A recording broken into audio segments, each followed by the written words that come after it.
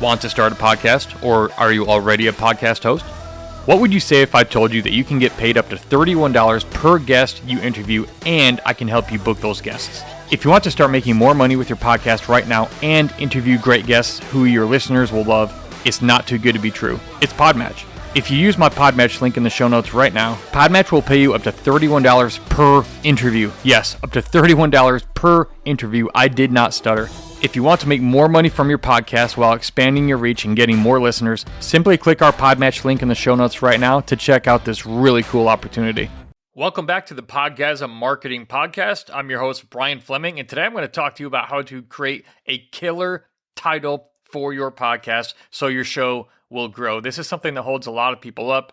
Maybe you feel like you're not such a huge creative, or maybe you don't feel like you're good at ideas. I'm going to show you in this episode a few very simple ways to come up with a great title that's catchy and compelling and will grab your ideal listeners' attention. That's what's most important, and I'm going to tell you why. And I'm going to give you some great, very specific examples that you can go by and have some what I call idea ammo for your vault. So as you maybe start your podcast or develop your podcast, you might alter the name you have in mind so that more people will notice it. And if you haven't done so already, be sure to grab the free Speak Your Listeners Language PDF. It's a simple 3-page PDF that's going to show you 7 very simple keys to easily crafting a powerful brand message for your podcast that'll make it more appealing to more of the right people so your show will continue to grow. So make sure you go grab that. It's totally free. Just click that link in the show notes that says Speak Your Listeners Language right now. So like I said, a lot of people have trouble coming up with a good name for a podcast. Maybe they want it to be cute and clever with it. That's something a lot of people do. And with the podcast title, sometimes you can be a little more cute or clever, but it still sort of has to be on par, on brand, or what it's going to end up doing is confusing people more than anything. So if you've been frustrated trying to come up with a good title, or maybe you just feel like you're not very good at this, don't worry. I've got you covered here in this podcast because, again, I'm going to teach you 5 different ways to look at creating a title. 5 very common ways for creating effective titles that will help you get noticed so your show will grow. And let me ask you this really quick, fellow podcaster.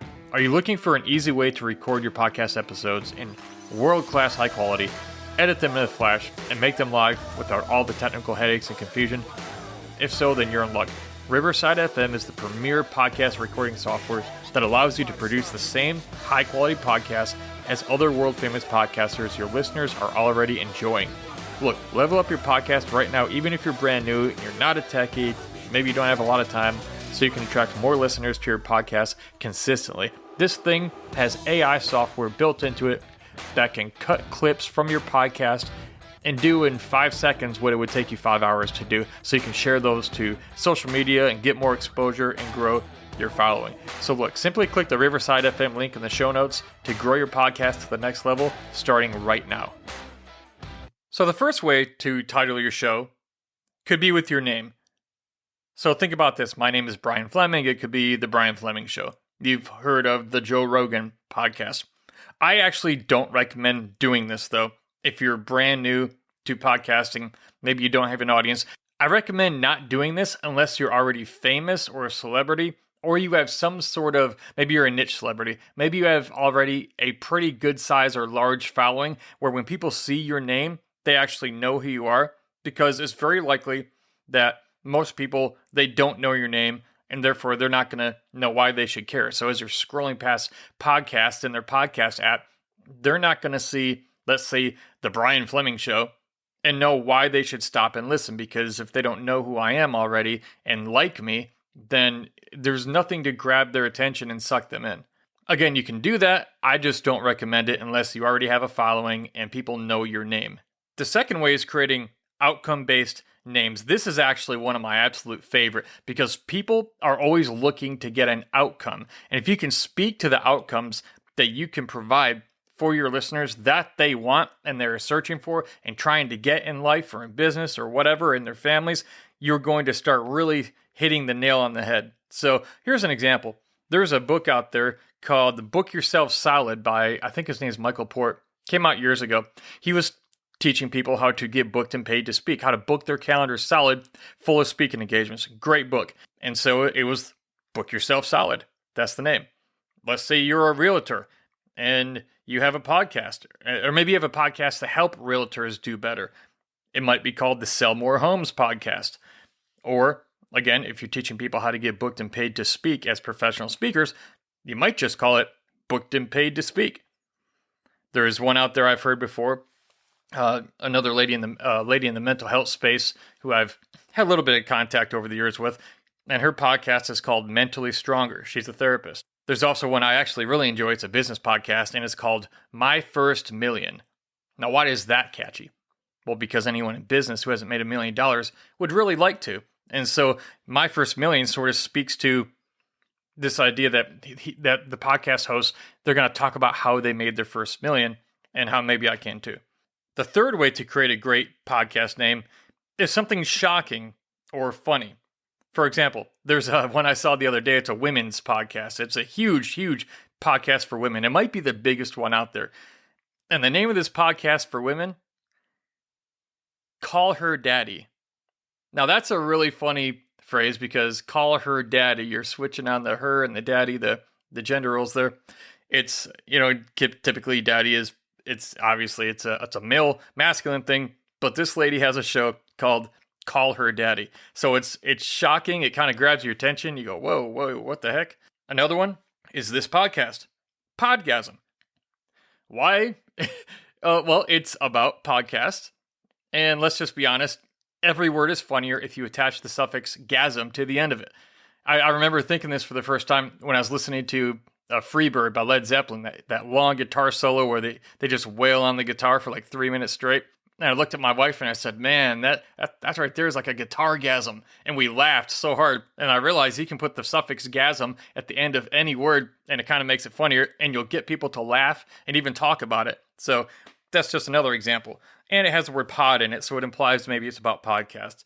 There's another one out there by Mark Norman and Sam Morrell. They're both comedians, and theirs is called We Might Be Dumb. It's just kind of a funny thing, like we might be dumb. Well, I wonder what dumb things they're going to talk about. The fourth way you can title your podcast is what I call second-level niche names.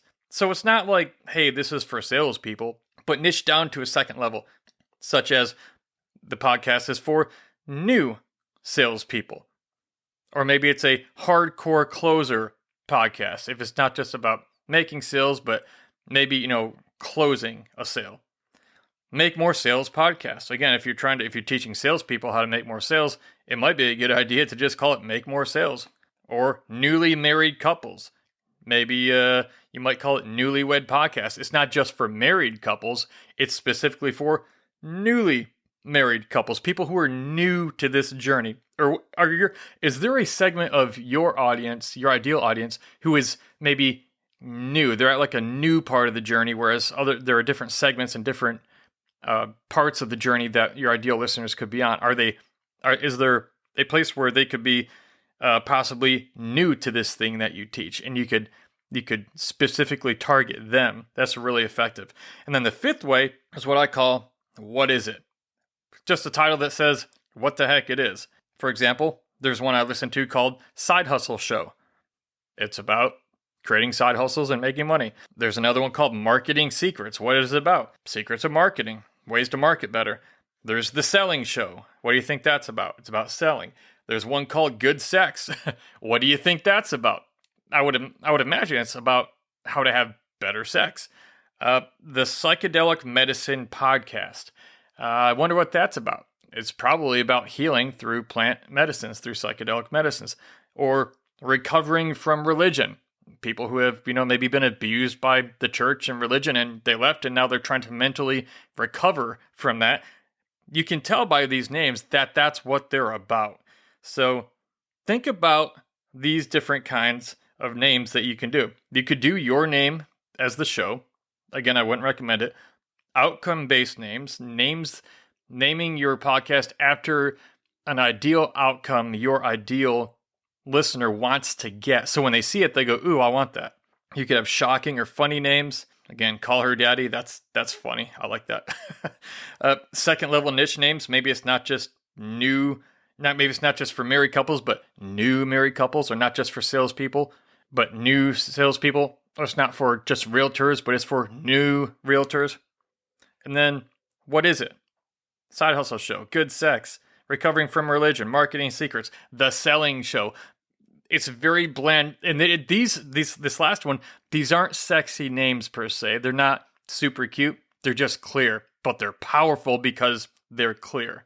So think about your podcast name. What can you name your podcast, or rename it so it's more clear, so that as your ideal listeners are looking on their smartphone or their device and they're looking at these little icons in their podcast app, when they're swiping by, and you got to catch their eye and their attention instantly as they're scrolling through because they're looking at hundreds and hundreds of them all at once. What could you name your podcast, or rename it so you can reach more of the right people?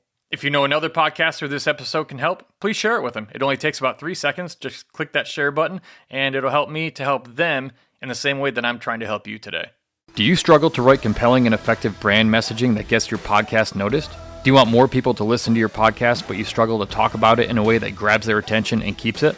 If your podcast marketing messaging is not up to par, you are losing listeners.